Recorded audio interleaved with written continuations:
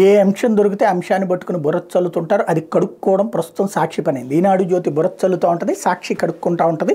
ప్రస్తుతం ఆ చివరికి ఆ మచ్చ అట్లాగే ఉండిపోతుంది. తాజాగా చూస్తే హైకోర్టు జడ్జి గారు చేసిన వ్యాఖ్యలకు సంబంధించి హైకోర్టులోని విచిత్రమైనటువంటి పరిణామాలు నిన్న చోటు చేసుకున్నాయి.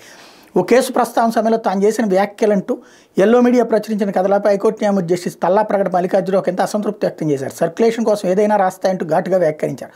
అలాంటి కథనాలపై తానెందుకు స్పందించాలని ప్రశ్నించారు. ఆ పత్రికలు ఏం రాశాయో కూడా తనకు తెలియదన్నారు. ఇటీవల కాలంలో పత్రికలు చదవడమే మానేశానని తెలిపారు. వాళ్ళు ఏం రాశారు, మీరు పబ్లిక్ ప్రాసిక్యూటర్ ఇప్పుడు చెప్తే నాకు తెలిసింది నేనేదో యథాలాపంగా మాట్లాడాను తప్ప ఎలాంటి వ్యాఖ్యలు చేయలేదు. వాళ్ళ రాతలు పరువు నష్టం కలిగించే విధంగా ఉంటే అందుకు అనుగుణంగా మీరు తప్పనిసరిగా చర్యలు తీసుకోండి. మీడియాలో నాకు వ్యతిరేకంగా కూడా కథనాలు రాశారు, అయినా నేను గొంతెత్తలేదు. అదేమన్నా అంటే భావ ప్రకటన స్వేచ్ఛ అంటారు. పత్రికలో వచ్చే కథనాలు నేనేం చేయగలను జస్టిస్ మల్లికార్జునరావు అన్నారు.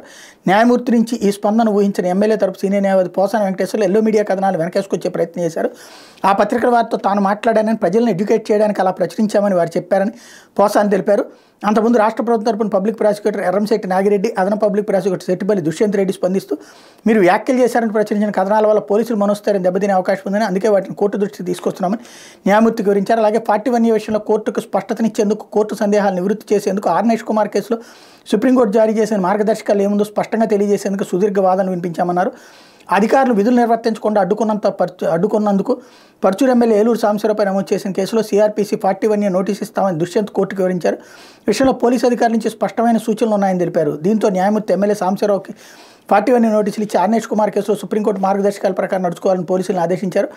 41 నోటీసులు ఇస్తామని చెప్పినందుకు కేసు పూర్వపరాల్లోకి వెళ్ళడం లేదని జస్టిస్ మల్లికార్జున తెలిపారు. ఆ మేరకు ఉత్తర్వులు జారీ చేశారు. ఇక్కడ ఏంటంటే వీళ్ళు దాన్ని వక్రీకరించుకుంటున్నారు.